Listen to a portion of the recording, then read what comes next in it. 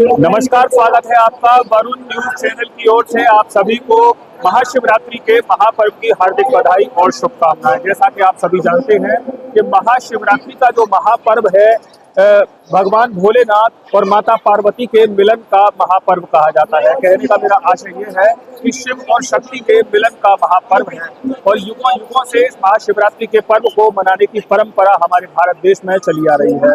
और इसी क्रम में अलीगढ़ जनपद में भी महाशिवरात्रि का पर्व पूरी श्रद्धा और उल्लास के साथ मनाया जा रहा है।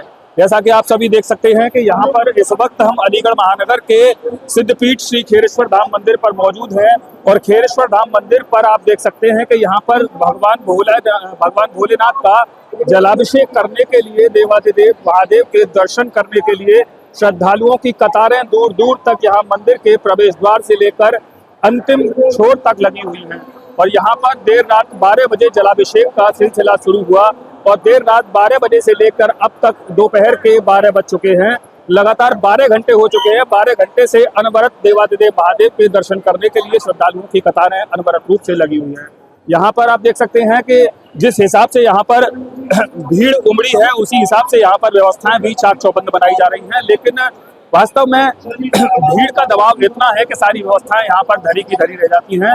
लेकिन बावजूद इसके महादेव बाबा की कृपा से सभी श्रद्धालु अनवरत रूप से देवाधिदेव महादेव के अंदर सिद्धपीठ में दर्शन कर रहे हैं। यहाँ पर अभी आपने बाहर का दृश्य देखा, ये मंदिर का दूसरा प्रवेश द्वार है। दूसरे प्रवेश द्वार का ये बाहर आंगन है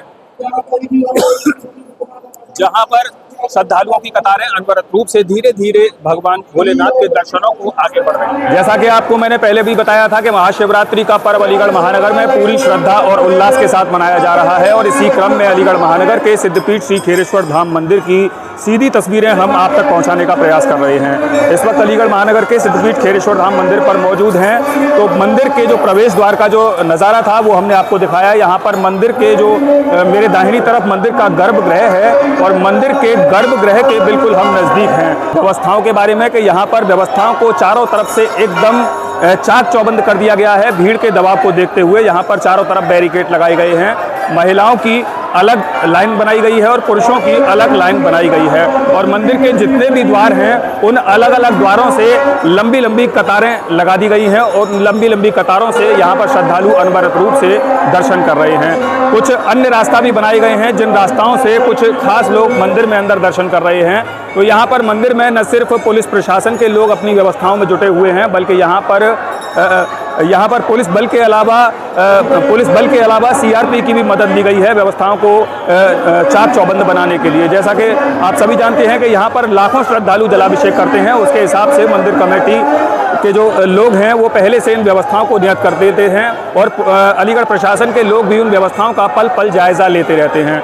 मंदिर के बाहर एक कंट्रोल रूम भी बनाया गया है ताकि कहीं कोई व्यक्ति असुविधावश कहीं खो जाए तो उस व्यक्ति का नाम अनाउंस करके उसके परिजन उस व्यक्ति तक पहुंच सकें। बाहर अनाउंसमेंट की व्यवस्था भी की गई है और बाहर बिल्कुल मेले जैसा नज़ारा है। मंदिर के गर्भगृह की बात करें तो यहाँ पर गर्भगृह में ज़्यादा देर किसी भी व्यक्ति को रोकने की अनुमति नहीं है। सभी लोग आपाधापी में भगवान शंकर की एक झलक पाकर उनका जलाभिषेक करके आगे बढ़ रहे हैं। इसके अलावा मंदिर कमेटी की तरफ से यहाँ पर सेवादार भी लगाए गए हैं। मेरे बाईं तरफ यहाँ पर बाबा महाकाल के सेवादार भी बावर्दी यहाँ पर मुस्तैद व्यवस्थाओं में जुटे हुए हैं। इसके अलावा भी सीआरपी और पुलिस प्रशासन की टीम निरंतर अनवरत रूप से यहाँ पर व्यवस्थाओं में जुटी हुई है। मंदिर के गर्भगृह की तस्वीरें भी हम आप तक पहुँचाने का प्रयास कर रहे हैं कि देवाधिदेव महादेव यहाँ पर किस रूप में दर्शन दे रहे हैं।